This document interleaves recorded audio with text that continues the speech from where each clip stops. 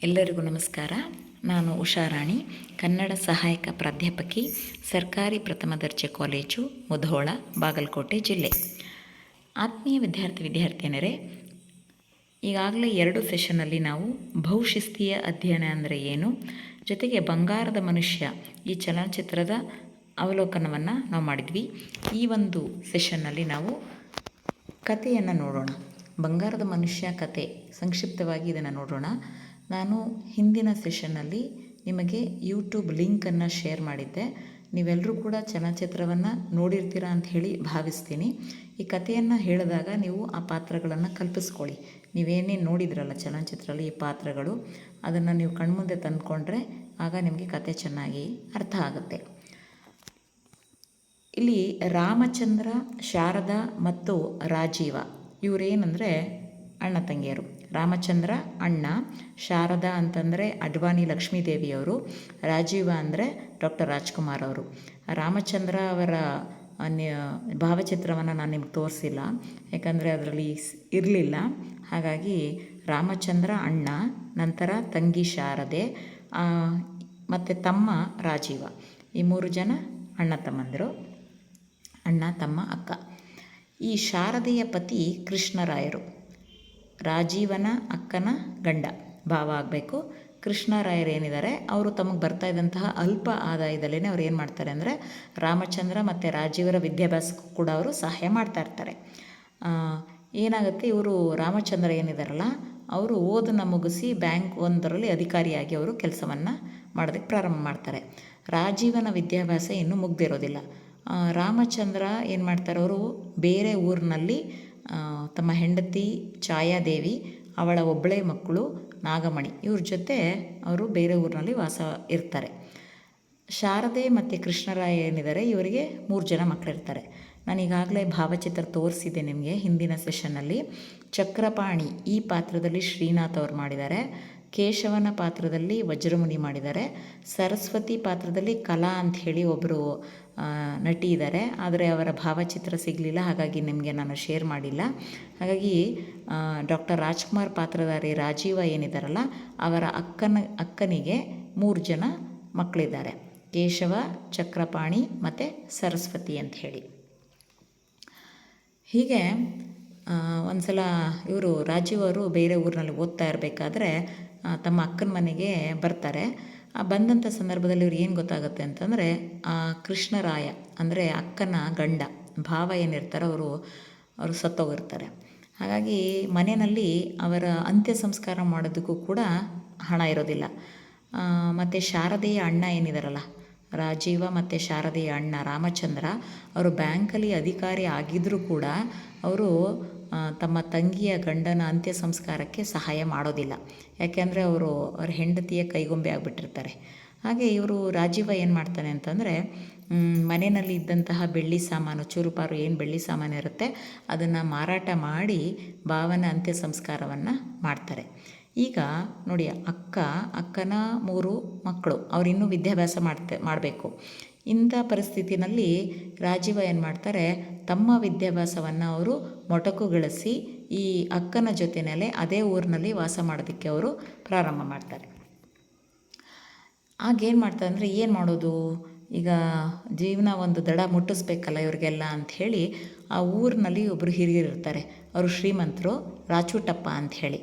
ಆ ರಾಚುಟಪ್ಪನವರ ಬಳಿಯವರು ಹಣದ ಸಹಾಯವನ್ನು ರಾಜೀವ ಪಡ್ಕೊಳ್ತಾರೆ. ರಾಜೀವ ಮತ್ತು ಏನು ಮಾಡ್ತಾರೆ ಅಂತಂದರೆ ಸರ್ಕಾರದಿಂದ ಸಾಲ ಮಾಡಿ 25 ಎಕರೆ ಜಮೀನನ್ನು ಅದೇ ಊರಿನಲ್ಲಿ ಕೊಂಡ್ಕೊಳ್ತಾನೆ. ಅದು ಏನಾಗಿರುತ್ತೆ ಅಂದರೆ ಕಲ್ಲು ಬಂಡೆಗಳಿಂದ ತುಂಬಿರುತ್ತದು ಆ ಜಮೀನು.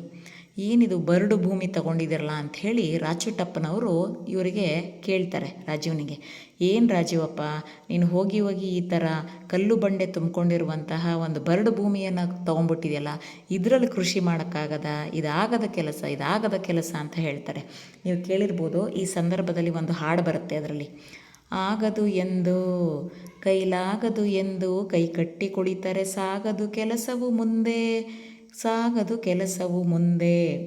ಮನಸೊಂದಿದ್ದರೆ ಮಾರ್ಗವು ಉಂಟು ಕೆಚ್ಚದೆ ಇರಬೇಕೆಂದೆಂದು ಕೆಚ್ಚದೆ ಇರಬೇಕೆಂದೆಂದು ಆಗದು ಎಂದು ಕೈಕಟ್ಟಿ ಕುಳಿತರೆ ಸಾಗದು ಕೆಲಸವು ಮುಂದೆ, ಸಾಗದು ಕೆಲಸವು ಮುಂದೆ.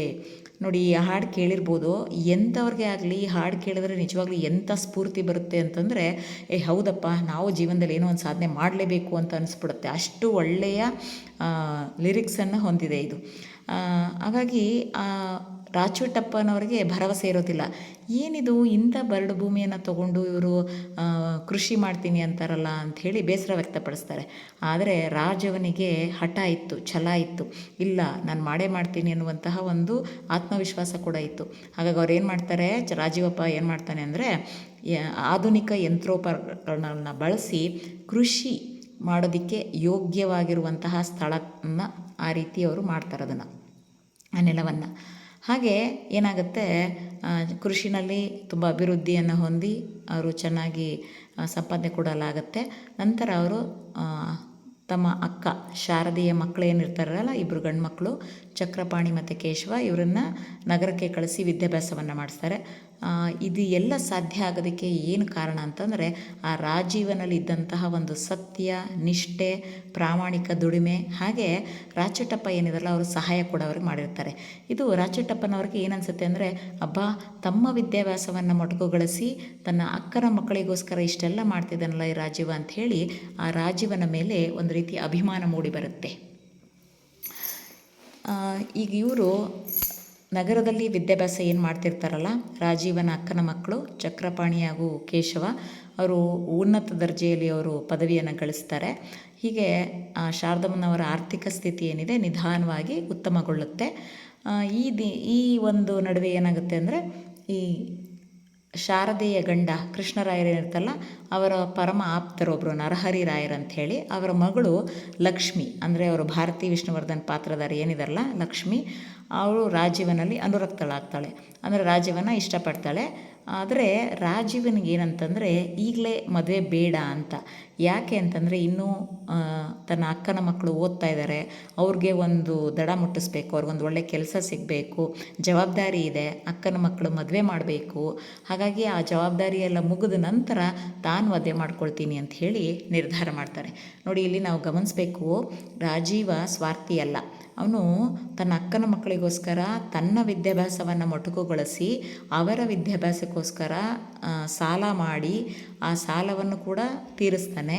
ಜೊತೆಗೆ ತನ್ನ ಅಕ್ಕನ ಮಕ್ಕಳ ಮದುವೆ ಆಗೋವರೆಗೂ, ಆ ಜವಾಬ್ದಾರಿ ಮುಗಿಯೋವರೆಗೂ ಕೂಡ ತಾನು ಮದುವೆ ಮಾಡ್ಕೊಳ್ಳಲ್ಲ ಅಂತ ಹೇಳಿ ಇಲ್ಲಿ ಹೇಳ್ತಾನೆ. ಹಾಗಾಗಿ ಆ ರಾಜೀವನ ಪಾತ್ರ ಏನಿದೆ, ನಿಜವಾಗಿಯೂ ಆ ಶೀರ್ಷಿಕೆ ನೋಡಿ, ಬಂಗಾರದ ಮನುಷ್ಯ ಅನ್ನೋದನ್ನಿಟ್ಟಿದ್ದಾರೆ.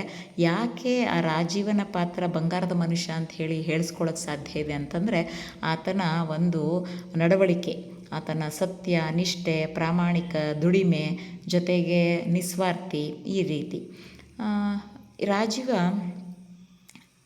ರಾಜೀವ ನೋಡಿ ಇಷ್ಟೆಲ್ಲ ಕಷ್ಟಪಟ್ಟು ದುಡಿದು ಒಳ್ಳೆ ಉತ್ತಮ ಸ್ಥಿತಿಗೆ ಅಕ್ಕನ ಕುಟುಂಬವನ್ನು ತೊಗೊಂಡು ಬಂದಿದ್ದಾನೆ.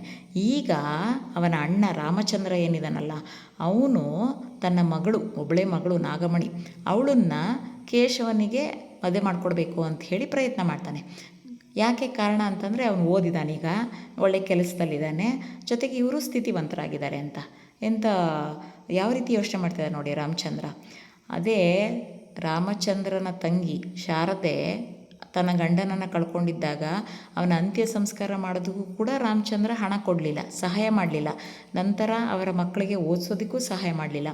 ಆದರೆ ಈಗ ಅವರು ಒಳ್ಳೆ ಸ್ಥಿತಿಯಲ್ಲಿರುವಾಗ ತನ್ನ ಮಗಳನ್ನು ಮಗನಿಗೆ ಕೊಡೋದಕ್ಕೆ ಇವನು ಪ್ರಯತ್ನ ಮಾಡ್ತಾ ಇದ್ದಾನೆ.